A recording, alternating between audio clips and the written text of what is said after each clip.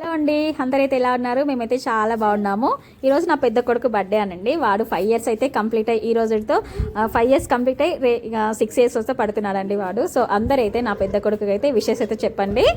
పెద్ద కొడుకు బర్త్డే అని చెప్పేసి నేను మా ఇంట్లో రవ్వ లడ్డు అయితే ప్రిపేర్ చేశాను. ఈ రవ్వ లడ్డు అయితే నిన్ననే నేను మా ఇంట్లో అయితే ప్రిపేర్ చేసి పెట్టానండి నేను.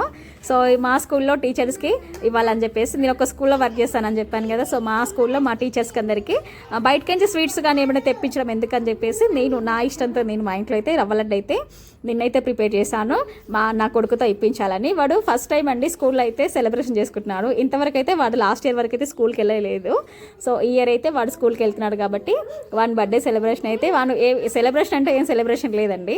సో పిల్లలకు టీచర్ చాక్లెట్స్ ఇవ్వడం కానీ, సో టీచర్స్కి స్వీట్స్ పంచడం కానీ, ఏదైనా చాక్లెట్స్ వాళ్ళ హ్యాపీనెస్ కోసం అని చెప్పేసి స్కూల్లో పంచుతారు కదా పిల్లలు. సో ఫస్ట్ టైం వాడు స్కూల్లో అయితే సెలబ్రేషన్ అయితే చేసుకుంటున్నాడు.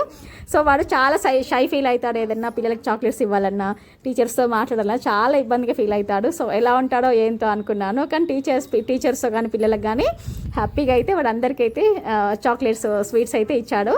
సో మేము మార్నింగ్ టెంపుల్కి వెళ్ళడానికి మాకు టైం లేదు. మా హస్బెండ్ అయితే దూరంగా ఉంటాడని తెలుసు కదా, తను డ్యూటీలో ఉంటాడు, తీసుకెళ్ళడానికి ఎవరు రారని చెప్పేసి మేము స్కూల్కి అయితే వెళ్ళాము. సో 9:30కి ప్రేయర్ అయిన తర్వాత సార్ని పర్మిషన్ తీసుకొని ఇక్కడ మాకు అయ్యప్ప స్వామి టెంపుల్ దగ్గరగా ఉంటుంది. సో టెంపుల్కి అయితే వెళ్ళాము. మేము ఎవ్రీ ఇయర్ అయితే ఆంజనేయ స్వామి టెంపుల్కి వెళ్తాము. సో ఈసారి అయితే ఆంజనేయ స్వామి టెంపుల్కి వెళ్ళకుండా అయ్యప్ప స్వామి టెంపుల్కి అయితే వచ్చామండి.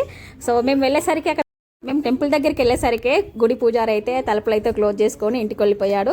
మేము వెళ్ళేసరికి కొంచెం లేట్ అయింది, అందుకే ఇక్కడ పూజారి అయితే వెళ్ళిపోయాడండి. ఇక్కడ వెళ్ళిన తర్వాత పూజారి లేడని చెప్పేసి మళ్ళీ రిటర్న్ ఖాళీగా వెళ్ళడం ఎందుకని చెప్పేసి దేవునికి అయితే మేము మనసులోనే దర్శనం చేసుకొని అక్కడ నా కొడుకుతో టెంకాయ కొట్టించి మేము ఇంటికి అయితే వచ్చేసాము. ఒక సోల్జర్ వైఫ్గా అయితే నా లైఫ్ అయితే ఇలా ఉంటుందండి.